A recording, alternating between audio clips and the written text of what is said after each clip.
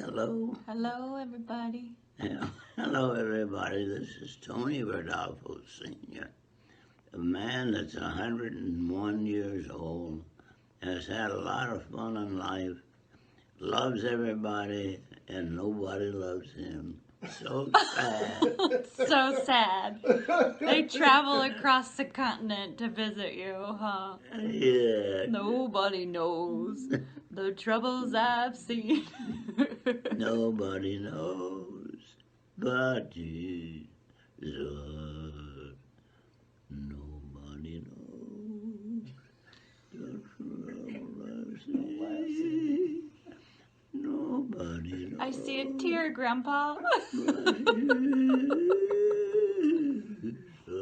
Get him a tissue, Daddy's crying. Oh, he's got a nurse. Oh, Lord. There's Grandpa. Hello. So we have some questions, things that we want to know about you. All right. First of all, what is your full name? Anthony Sylvester Ridolfo, And there's like a doctor in there somewhere, right? PhD, MD, There you go. Where were you born, Grandpa? Montclair, New Jersey, Mountainside Hospital. Montclair, New Jersey. Huh. Well, what year were you born? 1918, 1918. October 27th. Awesome. Okay, girls, you want to ask some questions? So, growing up, did you ever play any sports? Yes, I played most sports.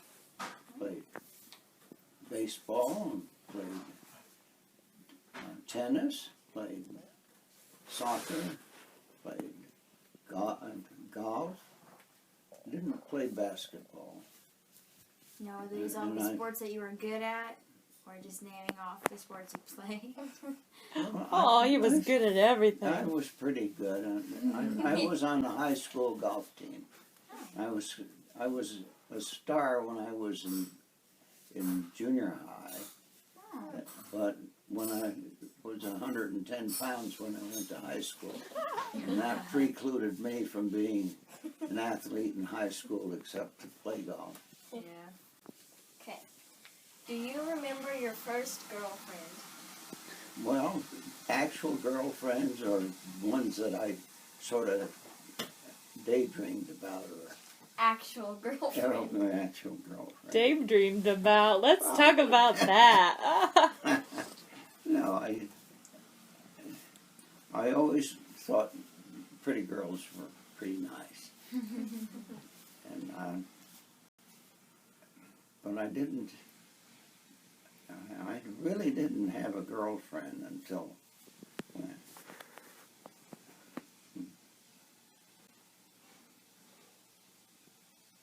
Well, maybe in college. That's what I did. I sort of dated some girls, but they weren't really girlfriends. But what about the girls that you daydreamed about? Well, when I was a little guy and I was a little girl that lived up the street, Oh.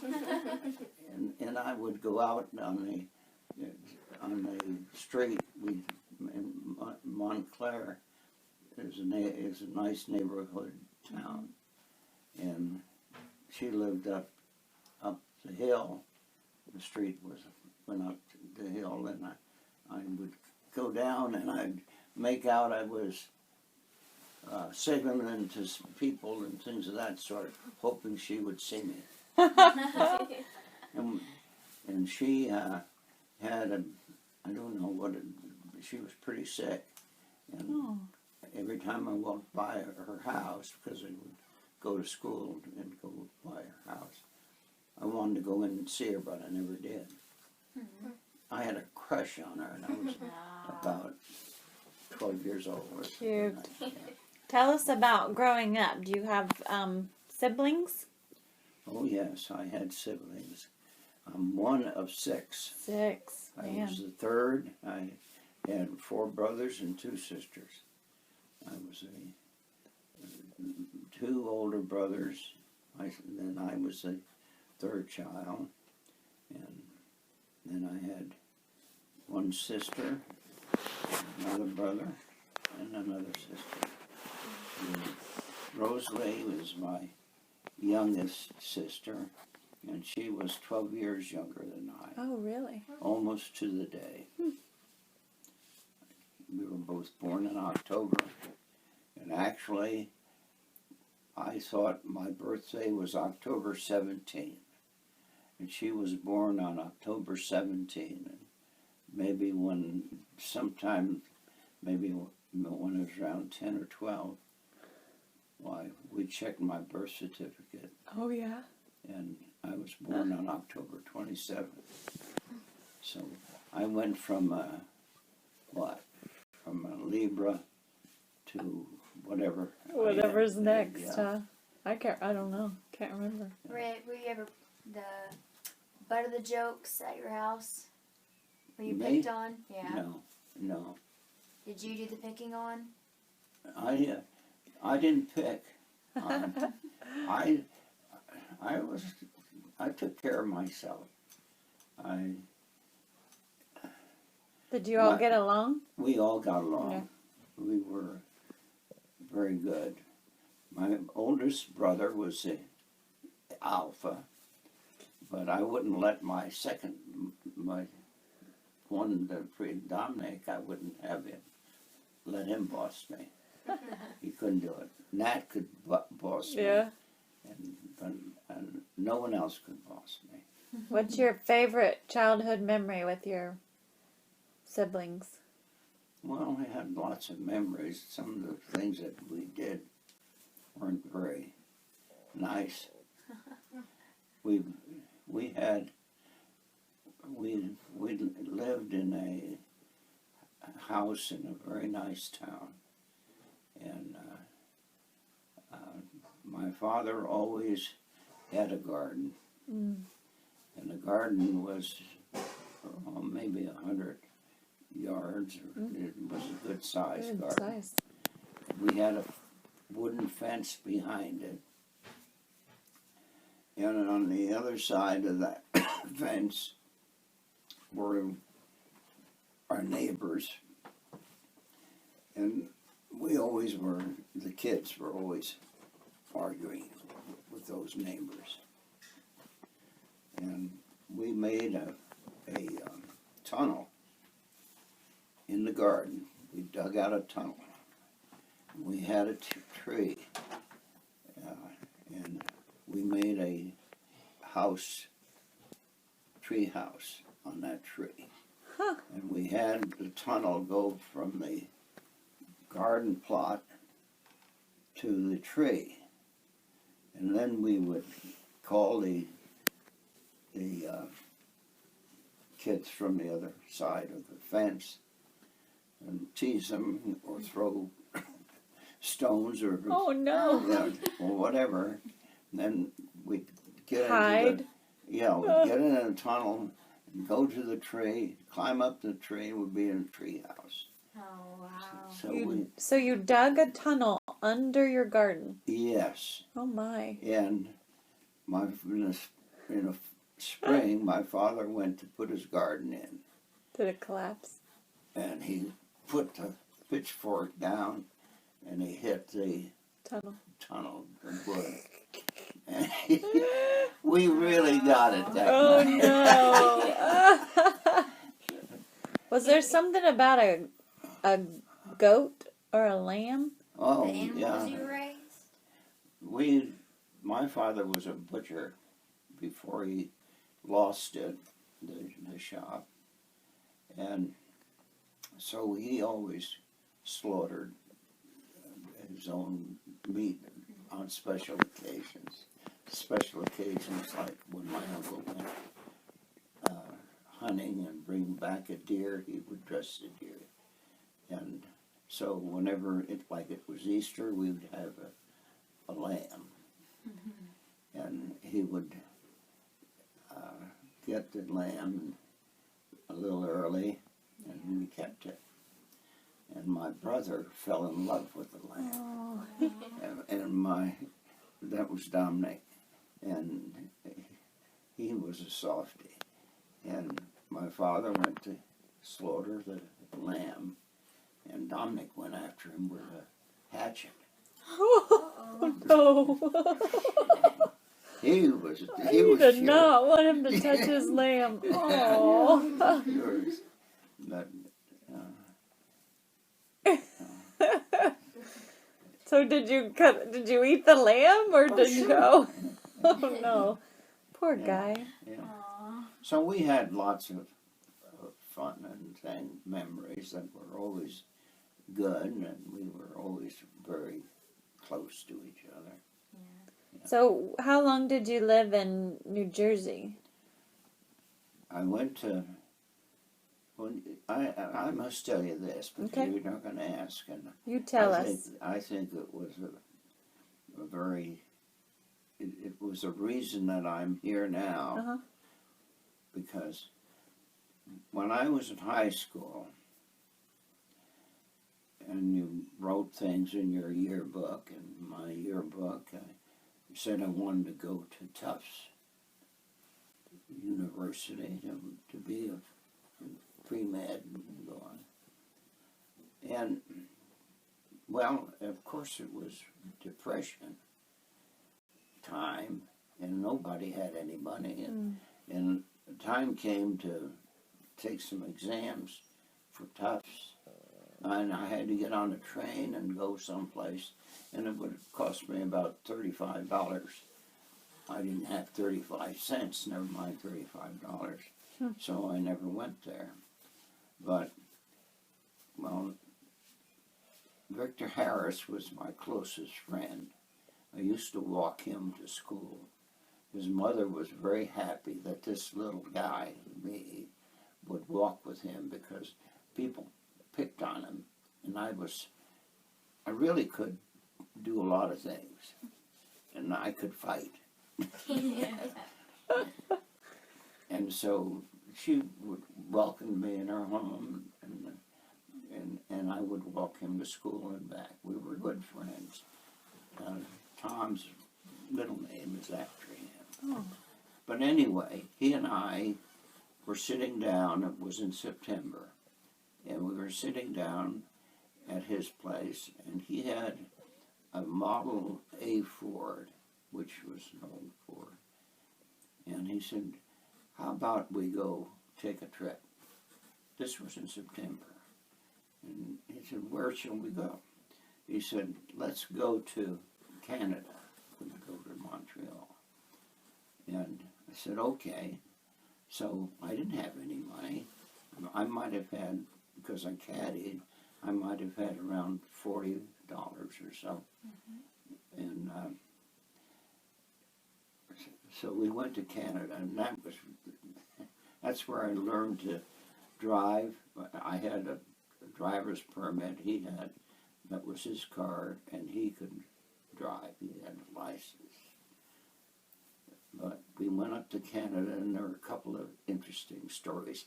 I'm wondering, it'll get to that, but it was worth saying, because what I could take with me was some cheese and some red wine. Being Italian, we had that, and he had more money than I did. It was his car, and so we took off, and we got up in New York State, and every time we stopped for gas, we had to put oil in because it was burning oil like fury. And we were up in the town in New York State, upper New York State, before we were getting into Canada. And the station owner or the attendant at the gas station felt sorry for us. And he said, boys, I've got a keg of used oil. Why don't you take it? It won't hurt your car. You can't. Nothing can hurt your car because it was hurt so bad. And I said, that'd be fine. He said, every time you stop, just put some of the oil in there because we were going broke. We had to use the oil all the time, so we did that.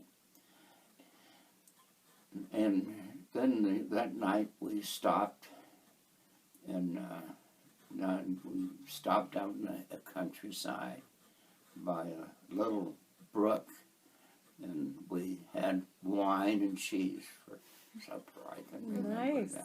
that. And we took off, and then we went on for a few days, and that's where the first time that I drove, and I had to go around trailers, and I could hardly make that because I almost have an accident. Now you didn't have your driver's license Yes, yet. Did, you did. Okay. I did. Yeah. You had a permit. You said. Permit. Okay. And almost had an accident twice, Oh, and no. that was there. And also, I remember very distinctly what happened on one of the nights that we again were sleeping out, and early in the morning, a dog was sniffing us, Oh no. and a farmer said, "What are you doing on my land?" and so on. He said, "Well, we didn't know this wasn't the place." He let us go. He was nice to us, but we had that episode, and I remember it because when we got to Montreal, we had to sleep someplace, and we slept in the car. And when we were sleeping in the car that night, along came a policeman knocking on the window. "What are you doing here?" "We're sleeping." "Well, you can't stay here. Why don't you go down there? You'll be all right." We went down another couple of blocks from where he told us, and we started to sleep. And along came another policeman, and he had sent us down to someone else's route, so we were To the next guy's Next district, huh? So But, okay, so don't bother that that place. was some of the things that I remember because it was unusual, and we were just two 18-year-old guys, and I never had done anything. And so after we came back, another thing happened when we were driving back, and we were near West Point on the highway there, and it was raining. And I must tell you, anytime that we blew our horn, the lights would dim because the battery was low. And so we didn't have very bright lights, and it was raining, and Victor went by. He said, "I just missed that can." I said, "Can? Hell, that was a kid on a bicycle." Oh no. And so we stopped, and we slept. Oh We no, didn't you get were arrested. tired. Oh gosh. We were tired. But anyway, we finally got home, and I went up to the high school. I took a college prep course. At that time, you took college prep or not. And I went in, and I saw Mr. Putnam, and he was the assistant dean or whatever, assistant principal. And I asked him to write me a letter of recommendation because I was going to go to Prudential Insurance Company, which has an office in Newark. And he said, "Why do you want to go to Prudential?" "I thought you were going to go to college."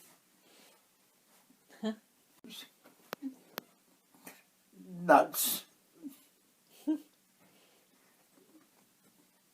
Okay.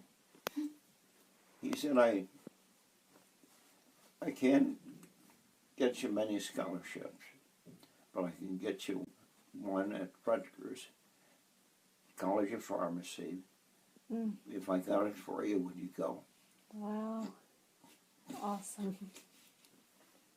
"I can't get you many scholarships, but I can get you one at Rutgers College of Pharmacy. Mm. If I got it for you, would you go? Wow. Awesome.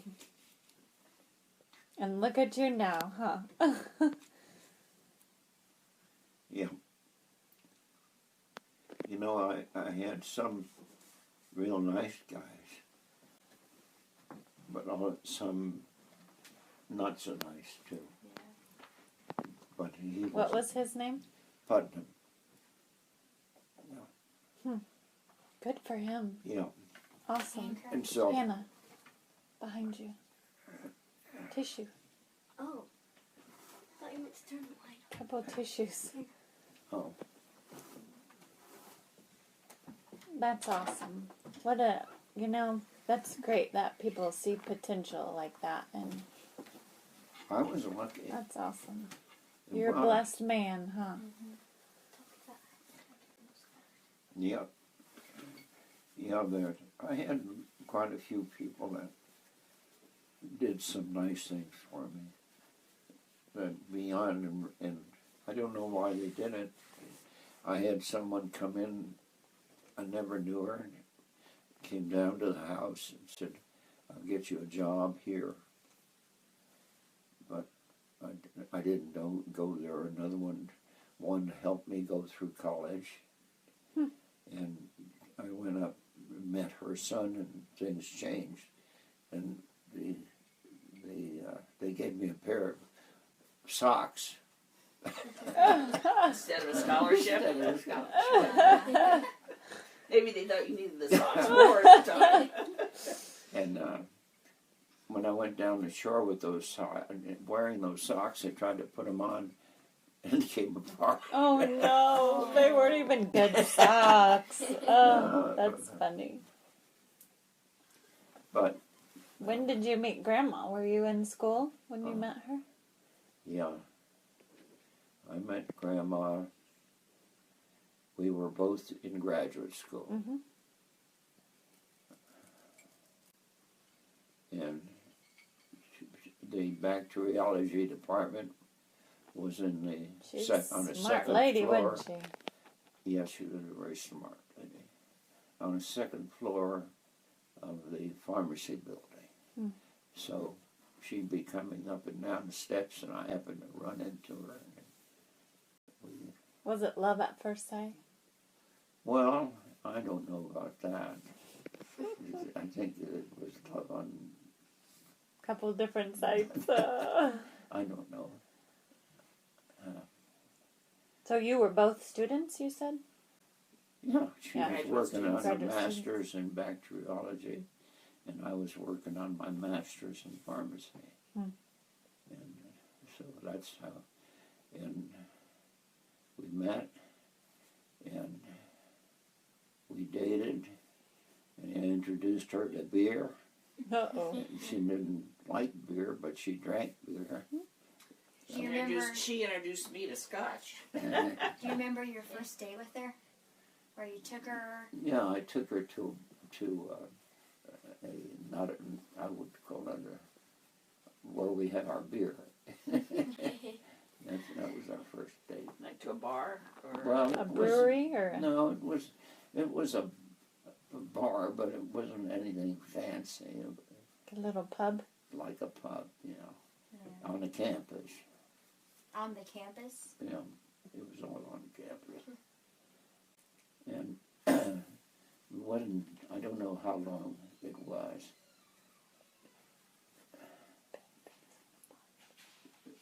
I must tell you that Lacey was not my first true love. My first true love was someone else.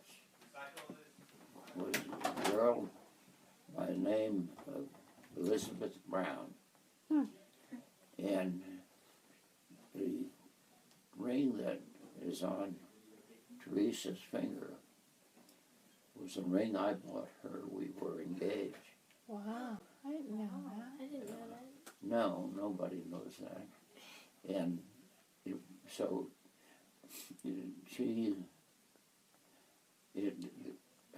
her family, I met her mother and her father, and and her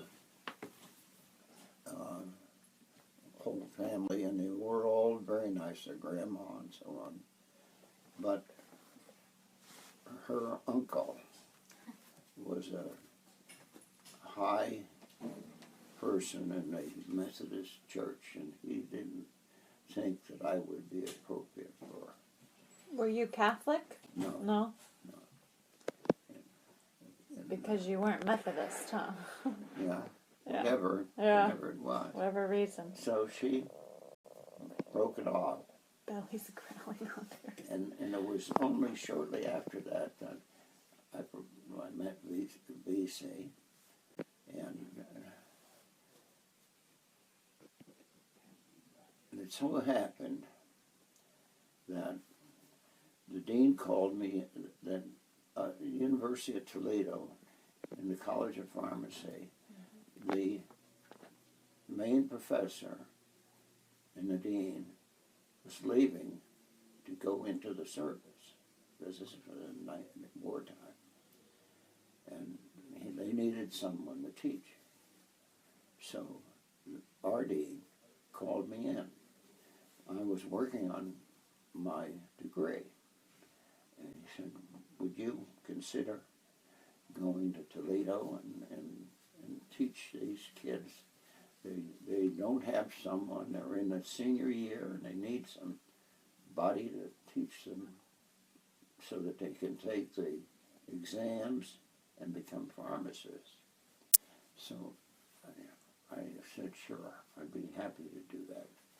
So I called VC out on the say I got on a Wednesday or something of that sort. And I said, will you marry me? And she said, yes. So we got married on Saturday in the Methodist church. And her best friend and my best friend were the only ones there. And on Sunday, we got on a train and went up to Toledo from Columbus. And I started to teach. Wow. And then Do you remember much about your wedding day? that was my wedding. That was it, huh? Yeah, Was it? just that. We got Just married. that? We were Headed to Toledo. went up to Toledo, and there I was a assistant professor. He gave me that, and they also provided a very nice apartment for the two of us. They had faculty apartments, and so that was really nice. And then after the kids graduated, I could have stayed, but I decided to go into the service, and went into the service. And then after the service, we came back and got my PhD. And How long were you in the service? 22 months. Was in the Navy. I was a deck officer. I was a Lieutenant JG. And we were on all the little islands in the South Pacific. Mm-hmm. And that was a nice, I hate to say this, but it was not such a bad time. Yeah. Because you were out there, out in the ocean, and you're subject to all sorts of, if the Japs wanted to come and engage us, we were there. We were going to places that they were in control of. But our ship was fortunate. It didn't. What ship were you on? The USS Acree. And it was a destroyer escort. So after the war, we went back to Columbus, got our PhD. She helped me get through medicine by working. She worked in the nuclear physics lab, and she did detect some of the radiation from bombs that were nuclear bombs. Shut that door in between. And she was in the paper a couple of times. Yeah. Smart. Yeah. Do you remember the very first house you guys bought together? Yeah. Yeah. What I remember before that was where we lived. Where did you live before that? No, when we were going to school, it was hard to find any place to live. Yeah. And we were in subletting, and in one place, we were subletting, and we were on the second floor, and we shared our space in a refrigerator, and we shared no, we didn't share the bathroom. Yes, we did. We might have shared a bathroom? Yeah, but and so that was not very good. VC did not get along with that person. Oh, yeah. She said it wasn't hers, but she rented to us, and rented, and on weekends, her family, her daughter and her granddaughter would come over and use your our bathroom. Yes, Oh, use no. the bathroom, and they would also take what was in the refrigerator. So we moved out of there, and we bought our first house, and we did that with the GI Bill. Oh, wow. Yeah, and it was very nice. And Tony and Tom. Were they born in that house? No, When were they born? Tony was born when I was in the service. Oh. He was born in Montana. BC came from Montana. She was born in Columbus, Montana. And her father was a superintendent of schools. And so in Great Falls, I think. And I was from New Jersey, and that's the reason we didn't have very many people around when we got married. Mm-hmm. But where was I? You were asked about the kids. Yeah. Dad and Okay. Tony. So Tony was born in Montana, and Tom was born in Columbus. When you were getting your degree, finishing we your were degree. finishing our degree. And it was real interesting. We took Tony back to my mother's and father's, waiting for VC to deliver. Mm-hmm. And so happened that she delivered while we were in New Jersey. Oh, no. She was early, Oops. and my best man went in to see her, and they wondered, whether he was the father. Oh, that's funny. Yeah, it was funny. But when Tony came back home, he was out there, and he picked him up and brought him home. Tony would have nothing to do with VC. He wanted his grandpa and his grandma because they treated him like they got a little tricycle for him, Oh. took him down to the club and all that sort of stuff. They liked him. Yeah. So, advice, let's say to young people like us, what would you say about life in general? Something to look forward to always do, or something to never regret? Well, the best thing that you can do that you'll never forget is to get a good education. That's primary thing. You've got to get a good education so you can enjoy whatever there is in life. And without an education, you can't do that. the life is expensive. No kidding. And always be nice to people. That's good advice. Thank you. Anything else you want to tell us? No, just have a good life. I'm And- going to watch you.